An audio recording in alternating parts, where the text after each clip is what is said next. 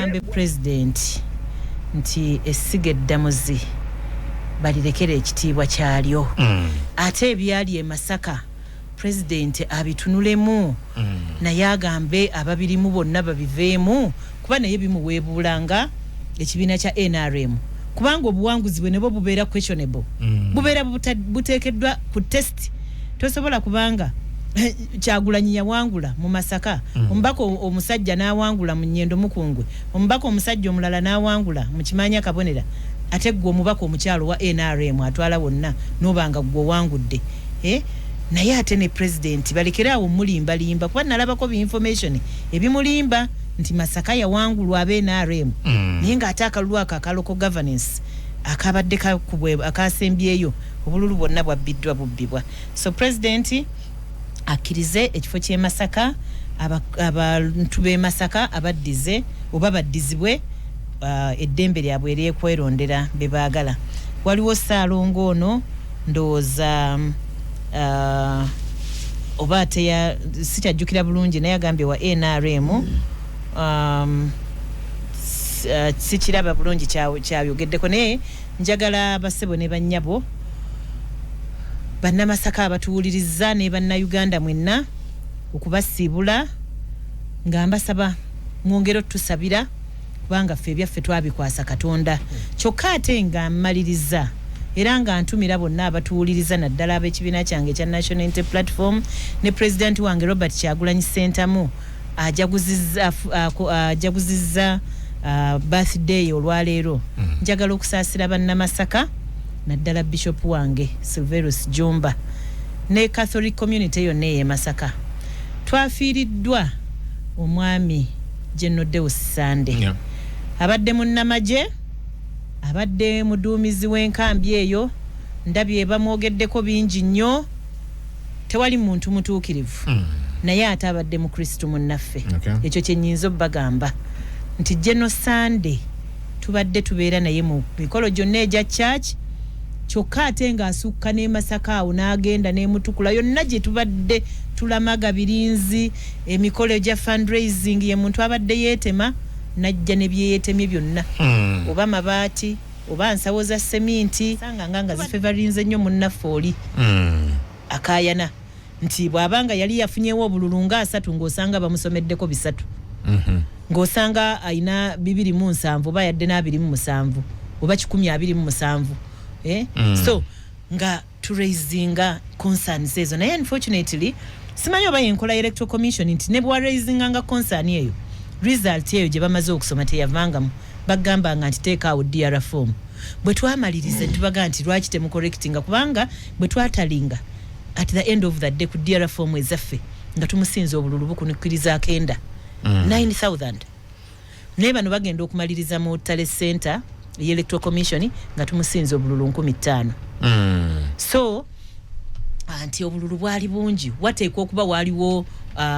okugezaako okububba nga bakozesa aba officers ba electoral commission naye ne bubalemerera babbako obusoboka kakati awo omukyala we twali mu Tale Center we yasitukira ng'alaba kubanga results ziri displayed nga muziraba buli basoma mulaba mutalinga naga nti nange nina lwaki bano baraisinga concern nti balina DR form ezitakwatagana nange nina ezange nazitula omugugu gwa DR form ng'ayagala returning officer agukole ki akuconsidering ati returning officer namugamba munnange si enkola bano bye baraisinze ba questioninga a particular polling station ne basoma ne serial number naye gw'ositudde omugugu gwa DR form gwe tutannaba kusoma ate ngamba nti zemba considering biri byensoma mbikole ki kati awo wali akakuubagano ne returning officer okay good munnyonnyolayo ne bye tuzze tulaba you seem not to have trust completely n'engeri court gye zikuttemu ensonga y'omusango you can't have trust after seeing what Asimwe did. Tell me if you are the one bobanga yeggwe sigamba nti sina trust mu courts of law naye ekituleetedde bannayuganda kati obutaba na trust beba politicians kati okuinfiltrating judiciary era kyetugamba kyetwagala okulwanako Chief Justice abalamuzi bassebo ne bannyabo bannaffe abali mu judiciary tubasaba mulwane olutalo luno abannabyabufuzi baliwo tudde enkya taliiwo. These are your carriers. Baleme bakozesa abalamuzi baffe mubaddemu abalamuzi abeetengeredde abalungi ennyo ate sigeddamuzi bwe limala okwonoonebwa Uganda ebeeziikiddwa bannayuganda baba bafudde nti tebaba tebakyayina gye basuubira kufuna bwenkanya ne ba politicians batandise okuzanyisa sigeddamuzi okutuukiriza ebyo bye bakola ki ebigendererwa byabwe ng'abantu kyetugezaako okubatangira. Tosobola kuleeta mulamuzi nze kati kankube ku keese yange returning officer yaliwo bamugoba ne baleeta mupya yaliwo eyannangirira omulamuzi yabadde yakamala emyezi ebiri oyo no si myezi ebiri 2 weeks asimwe yes 2 weeks specifically only 2 it was an assigned yes 2 weeks so olabawo ekigendererwa nti bayagala baleeta abalamuzi bano bakada judges abasabola okwetulisizaako bomu nga tafuddeyo bakariya yeyo noneseweti obeetya kakati 2 weeks ye mulamuzi yajja n'agenda mu musango ogwa Sempijana naye guno ogwange specifically yagwinamu interest. Era ekyatwewuunyisa ffe ababiri ne Kampala y'omulamuzi y'omu yali musango gwa Sempijja Sewungu yali mugwa Sewungu era n'ogwa Sempijja ogwa Sewungu ne Sempijja wonna we baasanga obubox siilu nga ziri tampered with okubala obulu kwakola ki stopinga naye bwe kyatuuka eno anti awadde tusanze nga obulubuli box ziri tampered with niyo okubala kugende mu maaso. That was shocking. Kakati mafiarism yali tennayingiramu ate eri tewaliyo interest. Kati political mafiarism eyingirira wano mu Masaka waliwo abawulira nti beetaaga omukyalo oyo okubazannyira emizannyo gyabwe. But she's also no nonsense woman. You can tell she's someone asobola okuzannya omuzannyo gwo nagwo osobola omukola ki omuzannyisa. So waliwo circles ze bamwetaagamu, but that's not the way to go. That's not the way to go. Omuntu bw'oba omwetaaga naye n'alemererwa okuyita ebigezo tomubbira. Muleke mukozeseze ewalala. Kati mu politics wa Uganda waliwo mafiarism eyo eya infiltrations naye yandisigadde eno mu legislature netayingirira judiciary fete ekisinga okutuluma era ekyankozesa review eyo titutaasa abalamuzi baffe tutaase sigeddamuzi era tukyalwana tulina okulitaasa nze okugoba omulamuzi ono mu musango gwange ndi mukutaasa sigaddamuzi. Omulamuzi ono yadde agenda kusettinga president says asettinga aside president says that setting bwa basajja ba Justice Kibuuka nti bwe wabaawo kino kibusazibwamu bwe wabaawo kino ono yadde agenda ku sanitizing ebyono byonna byeyakoze ate nga bwa bisanitizing. This was a judge. He's an acting judge.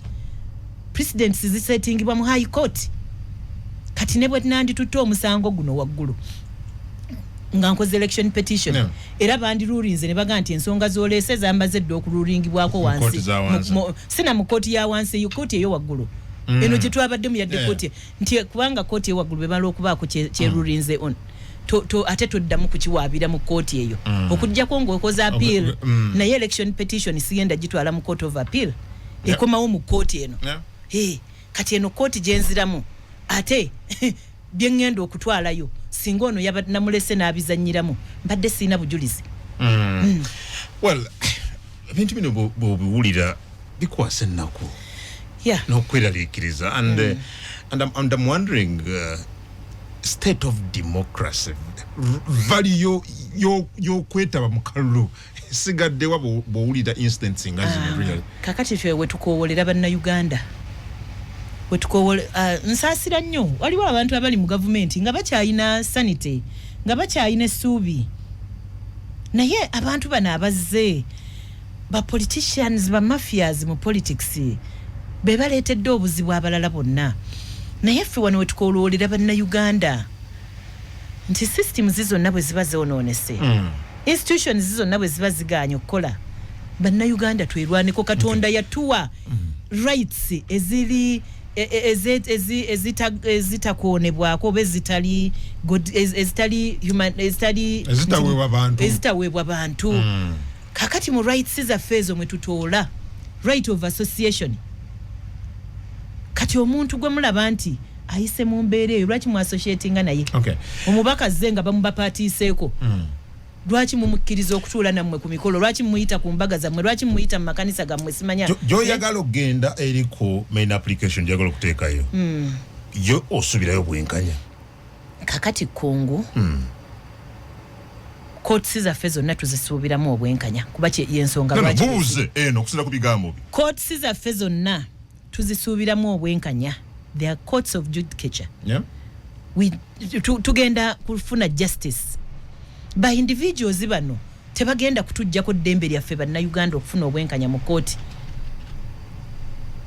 omanyi nabadde njogerako n'omuntu nti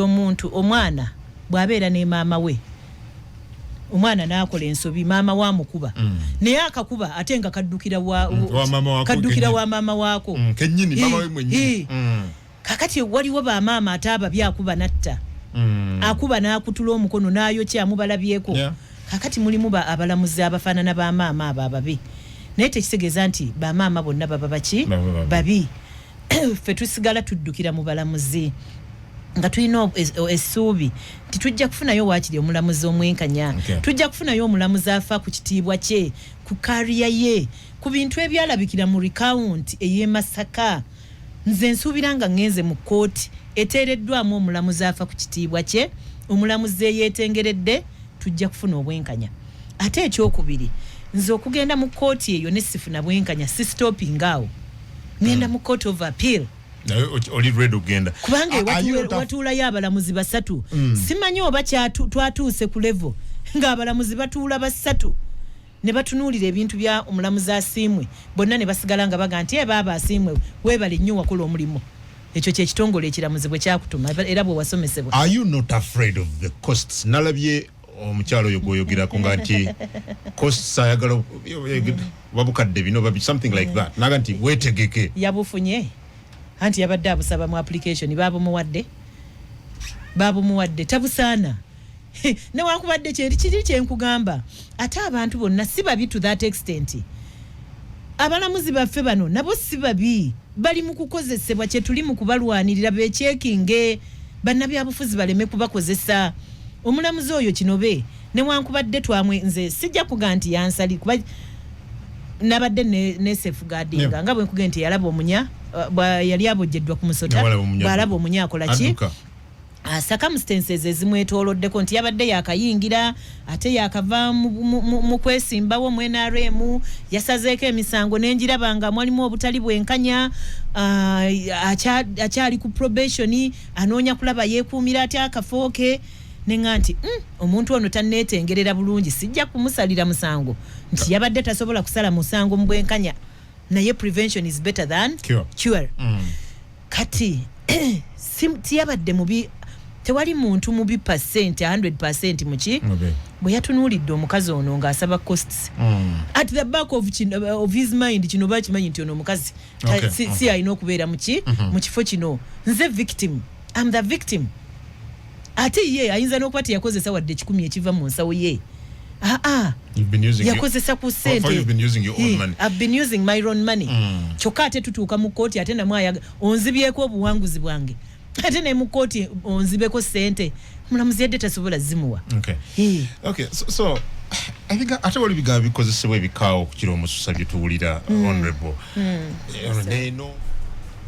bino byonna wakati mu bino byonna nga otunulira infiltration gyogambe eri mu kukolebwa kati ku kitongole kiramuzi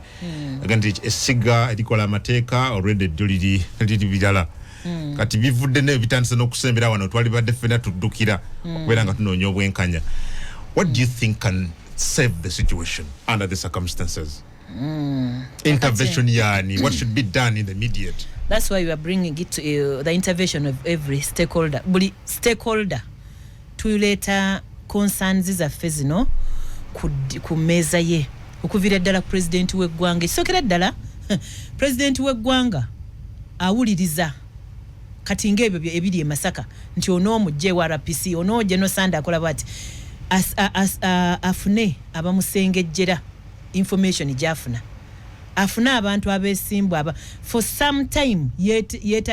yetooloddwa abantu abamufeedinga information enkyamu kyovola banti ono bamukwata ne bamugalira ano bamuteekako guno ogwa kino ono naye ng'oluusi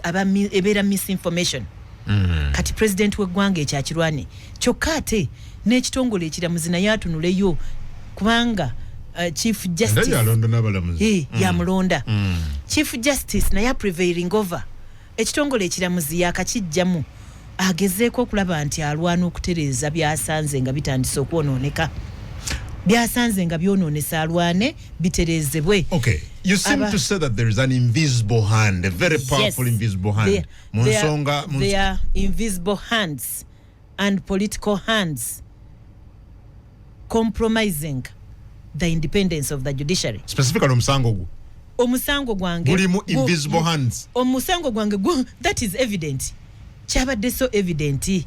kubanga amasimu gabadde gakubwanga tulaba. There was at a certain point omulamuzi we yali ayagala okivaamu ng'asanze box n'atuula n'awandiika ne judgment there and then essimu nejja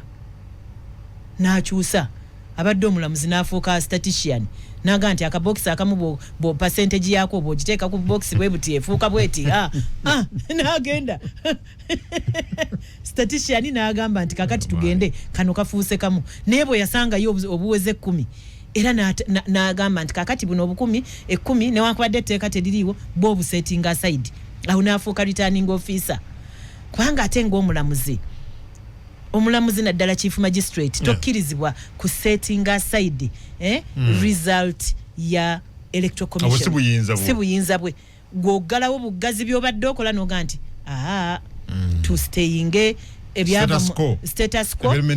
atamatidde genda okole petition naye yo obuyinza bwa returning officer yabweddiza n'alangirira n'omuwanguzi there and then nga box 10 azikoze eki tafuddeyo bannalubowa yali awangudde mu box ezo zonna oba so kakati waliwo invisible hand ono tulina omuyisaawo baagala tebakola ki then okulonda kwaki eddembe ly'abannamasaka lwaki oli bajjeko n'ekirala nageredde abantu nabadde ku show emu neŋŋamba nti mu bayibuli fe abakristo tusoma ku king gwe bayita Ahaz yayina omukyala gwe bayita Jezebel. Ahaz yeegomba ennimiro ya Naboth yayina akalimo oli kabaka naye ono yeegomba ennimiro ye. Naboth n'amugaa nti ennimiro yange eno ancestral home yange mwe muli amalalo g'abajjajjange ne bajjajjange sigitunda nga Ahaz ayagala agimuguze. Mukyala wa Ahaz gwe bayita Jezebel n'amugaa nti Ahaz gwe kabaka. Naboth agaana atya okuguza ennimiro tumutte tumukole ki tumugjewo era kye baakola. Naye omulazi Nataniya yajja n'agamba Ahaz n'amugamba gwe wottidde Naboth embwa we zigenda okukombera omusaayi gwe n'ogwa mukazi wo n'ogw'abaana bo kati ffe nze nalubo wandi Naboth fe abannuupu tuli ba Naboth akalimiro kaffe katini NRM yakungudde ababaka bangi nnyo lwaki akalimiro kaffe bakalwaniramu nako bakaagala akatono fe wetugambira nti Katonda kye yakola Ahaz ne Jezebel ne famire ye ejja kibatuusaako kuba Katonda tasobola kusabirira ekyo siri Katonda ate Katonda nabagambye abalamuzi basetinga presidents ne tuzitambulirako Katonda oyinza omugaana okusetinga president eyo teyagisetinga president weri it was set by God kakati bw'oba otya president ya Katonda gye yasetinga va mu kalimiro ka Naboth abalamuzi kooti etuwa abalamuzi abeetengeredde bagobe ba Ahaz ne Jezebel mu kalimiro kaffe bwe kabanga kana akafo abannuupu ffe twakawangudde bakaveeko basigaze eri gye bawangudde lwaki mujja n'ekano mukalwanire kyekitwewuunyisa. Honorable Nalubowa omuntu ataali Masaka omusiigira kifaananyi kyekyali mu kalulu ako. Sincerely akalulu konna mu Uganda tekatambula bulungi n'akaffe ak'e Masaka sijja kulimba nti katambula bulungi nnyo kyokka ekyenjawulo ekyaliwo nze kanjogere ku sayidi yange nti nze nagezaako nnyo okuteeka security ku kalulu kange na training abana akakuuma nemba facilitatinga n'abana akwata ku DR forms bonna nga kwegamba nga sifuddeyo nti ndi wa kibiina naye nga making sure nti ebyange mbyekolerako nga byange kubanga waliwo obuzibu bunene nnyo nti nze nesimbawo mu kamyufu ak'ekibiina kyange ate n'ataafuna kaadi naye n'alemeramu kakati nga waliwo ate ab'ekibiina ng'ate nabo bakampeeningira ki ataafuna kaadi kati nga omuntu asobola okubuzaabuzibwa oli najja n'amuggyako DR form olw'okuba amanyi nti yewaaki oba namukulembeze mu kiki mu kibiina so nateeka strict measures era kyekimu ku bikyantaasiza nti nze 99% of my DR forms nazejjirayo era nzirina they in my possession ate era DR forms ezo zikwatagana n'ebyalangibwa ku Tale Center okujjako entono ennyo si ntono nnyo sijaga nti ntono nnyo naye mulimu ze twasanga nga tezikwatagana era ne turaisinganga concern bwe basomanga DR form ate era ezo ze basomanga nga tezikwatagana na kyetulina kyetwazijje ku polling station wasanga nga zifavorinze nnyo munnaffe oli akayana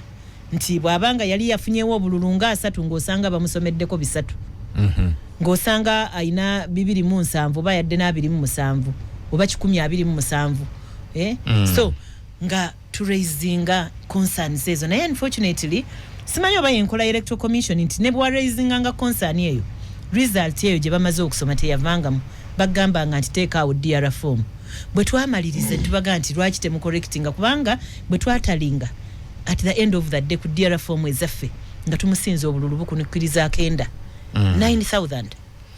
naye bano bagenda okumaliriza mu Tale Center electoral commission nga tumusinza obululu 15,000 so anti obululu bwali bungi wateekwa okuba waliwo okugezaako okububba nga bakozesa aba officers ba electoral commission naye ne bubalemerera babbako obusoboka kakati awo mukyala we twali mu Tale Center we yasitukira ng'alaba kubanga results ziri displayed nga muziraba buli basoma mulaba mutalinga naga nti nange nina lwaki bano baraisinga concern nti balina DR form ezitakwatagana nange nina ezange nazitula omugugu gwa DR form ng'ayagala returning officer agukole ki aguconsidering ati returning officer namugamba munnange si enkola bano bye baraisinze questioninga a particular polling station ne basoma ne serial number naye bw'ositudde omugugu gwa DR form gwe tutannaba kusoma ate ngamba nti zemba considering nga biri byensoma mbikole ki kati awo wali akakuubagano ne returning officer good munnyonnyolayo ne byetuze tulaba you seem not to have trust completely n'engeri court gye zikuttemu ensonga y'omusango you can't have trust after seeing what Asimwe did. Tell me if you are the one bobanga yegwe sigamba nti sina trust mu courts of law naye ekituleetedde bannayuganda kati obutaba na trust beba politicians kati okuinfiltratinga judiciary era kyetugamba kyetwagala okulwanako chief justice abalamuzi bassebo ne bannyabo bannaffe abali mu judiciary tubasaba mulwane olutalo luno abannabyabufuzi baliwo tudde enkya taliiwo these are your carriers baleme bakozesa abalamuzi baffe mubaddemu abalamuzi abeetengeredde abalungi ennyo ate sigeddamuzi bwe limala okwonoonebwa Uganda ebeeziikiddwa bannayuganda baba bafudde nti tebaba tebakyayina gye basuubira kufuna bwenkanya ne ba politicians batandise okuzanyisa sigeddamuzi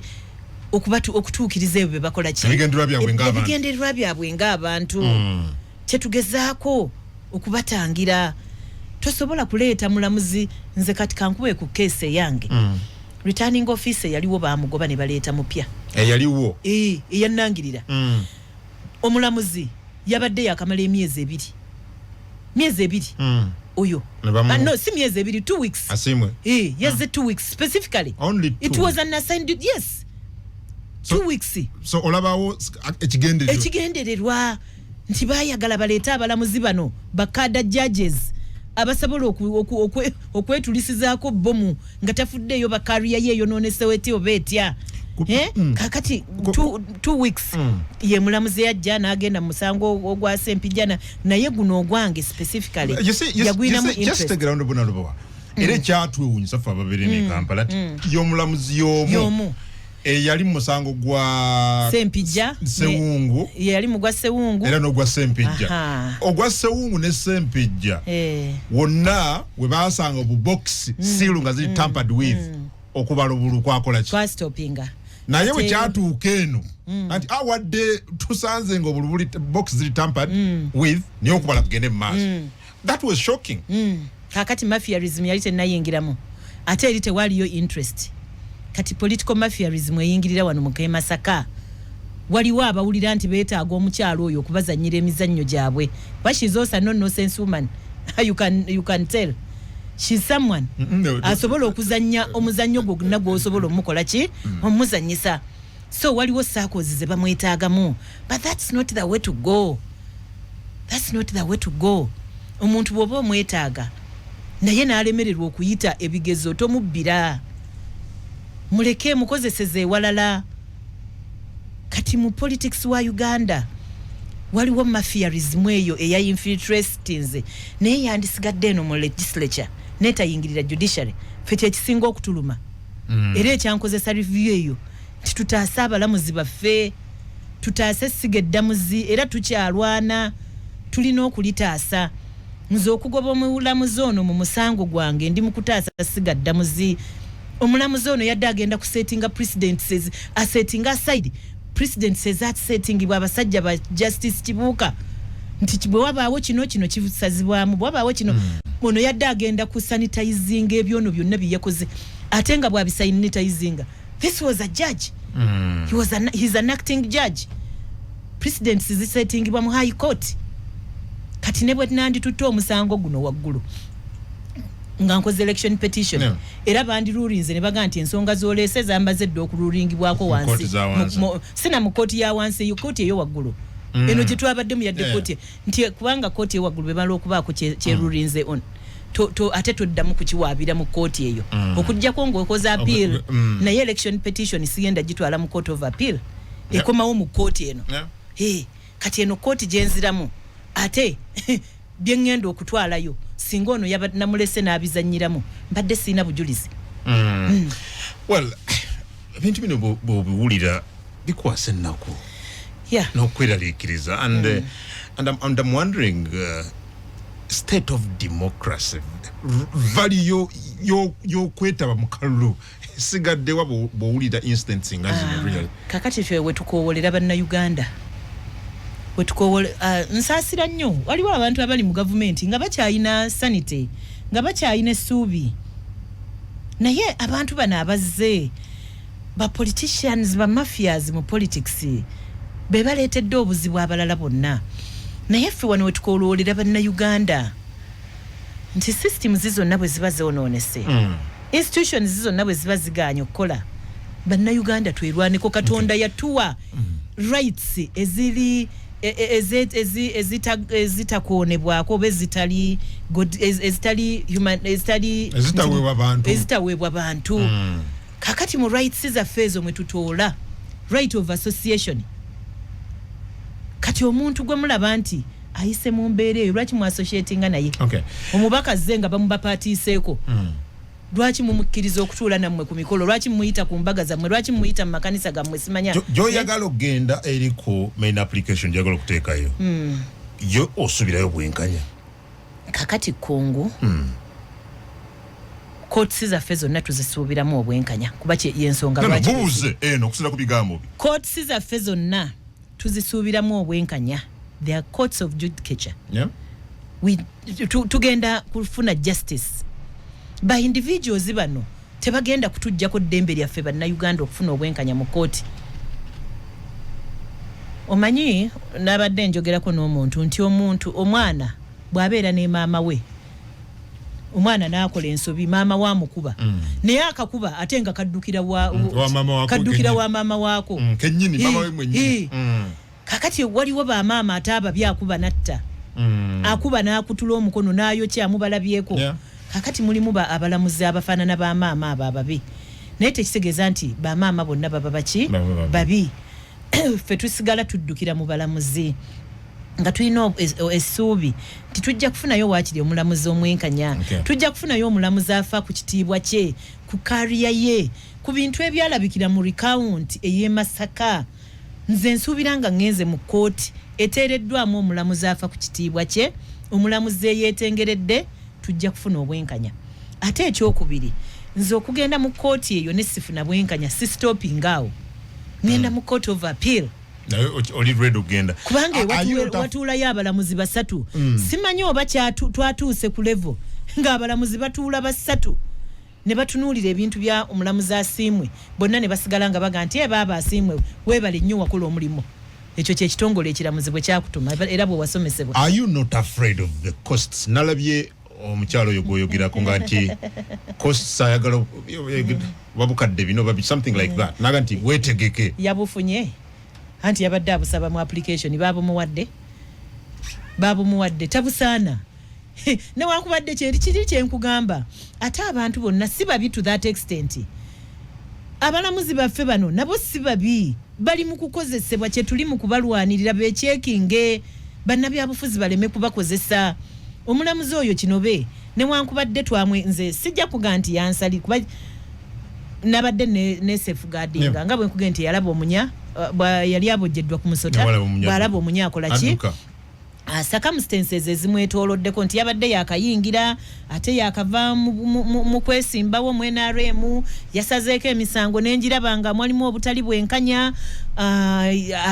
akyali ku probation anoonya kulaba yeekuumira atya akafo ke nenga nti omuntu ono tanneetengerera bulungi sijja kumusalira musango nti yabadde tasobola kusala musango mu bwenkanya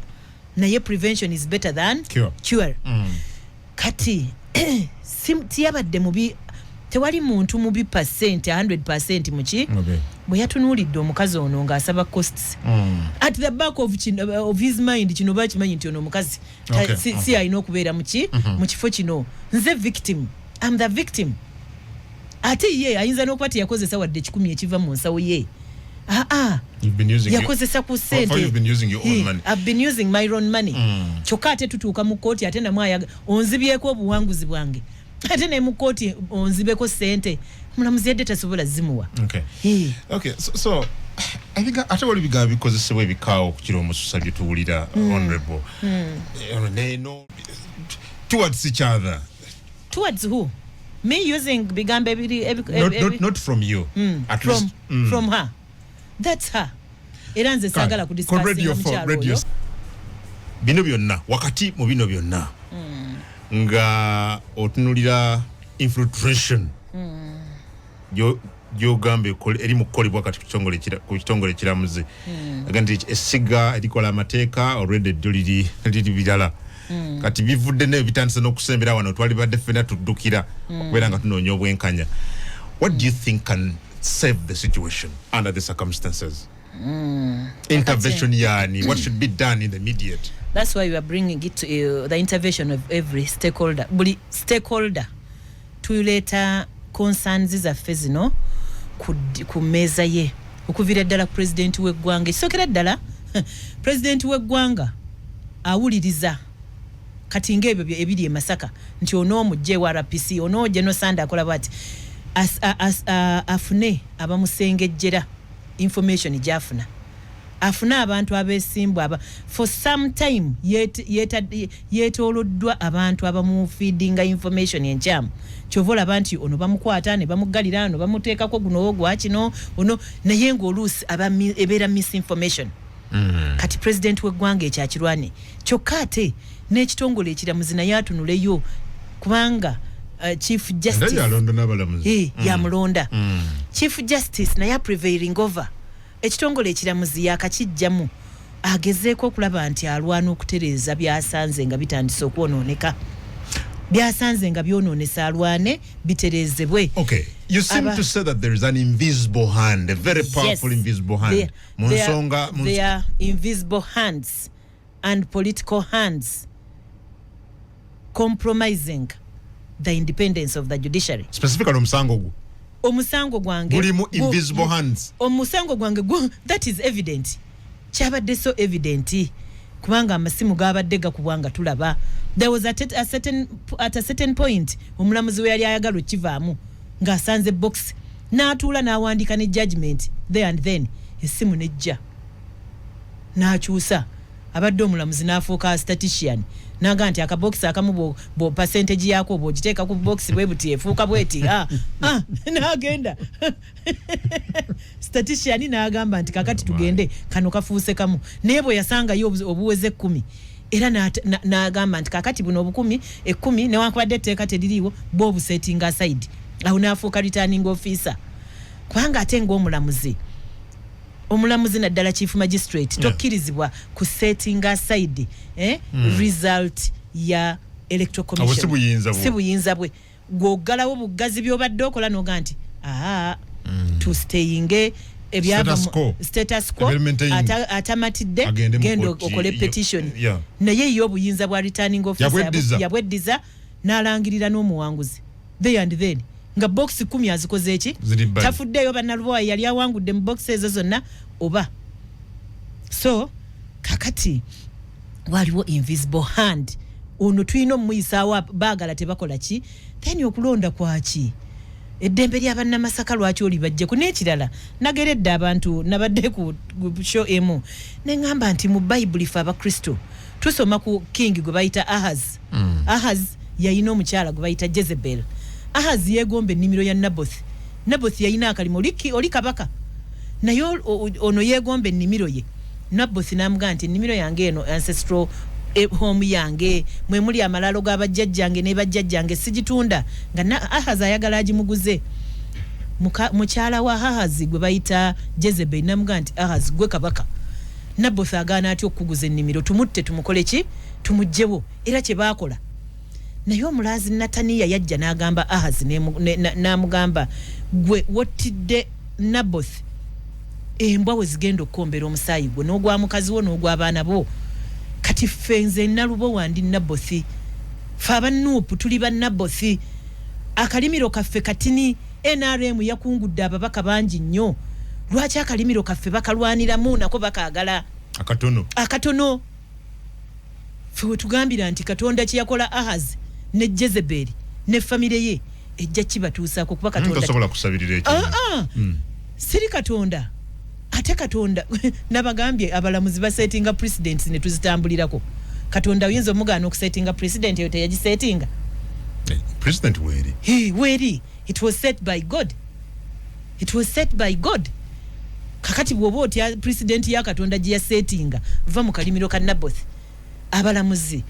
kooti etuwa abalamuzi abeetengeredde bagobe ba Ahaz ne Jezebel mu kalimiro kaffe bwe kabanga kana akafo abanuupu ffe twakawangudde bakaveeko basigaze eri gye bawangudde lwaki mujja n'ekano mukalwanire kyekitwewuunyisa so those ba Jezebel ba political mafias tetugambye nti omusaayi gujja kuye ndowooza lwakuba guli gwali musaayi kubanga waliwo okutta naye ffe tulowooza nti bali mu kutta balina nabo kye bali mu kutta bakiveeko baleme kugenderamu baleme kutwaliramu sigaddamuzi Thank you. public nga ntwaliddemu nessiga eddamuzi olizemu essiga eddamuzi kubanga message eno egendera ddala kusiga ddamuzi ebyakolebwa byonna bikwata kusiga ddamuzi bannabyabufuzi ffe tetubafaako kubanga bo olwaleero waliwo ne bannabyabufuzi nga ye ensi yagivaako takyafaayo kuba erinnya lye lyonooneko naye siga eddamuzi Chief Justice message eno njagala egenda ewuwesebo bannayuganda balina a lot of hope nti twafunye Chief Justice omupya katulabe wabeewo enjawulo njagala awe bannayuganda hope eyo gye bakola ki gye bamusuubiramu PJ Honorable PJ Chief Justice Justice Abodo Principal Judge agenda okwasayininga abalamuzi abagenda okupresiding over election petitions zonna mu ggwanga maama abantu bakyakwinamu obwesige tokkiriza bantu kuzanyira mu ofiisi yo bannabyabufuzi okuga nti nze musango guli ndeetera ono oba mpa ono twagala principal judge yetengerere ekitongole ekiramuzi akiwe kwegamba akiyambe kubanga sisuubira oba ya delegate nze omuntu amulondere simanyi sisuubira ku mukyalo oyo nga bwe mumanyi n'obwegendereza bwe nti yandibadde mu musango for instance ogubadde Masaka nti yandireese omulamuzi Kinobe agubeeremu atannaba kubeera confirmed well confirmation siyandibadde issue naye olwa issues ezeetooloolera ku musango ogwo mu recount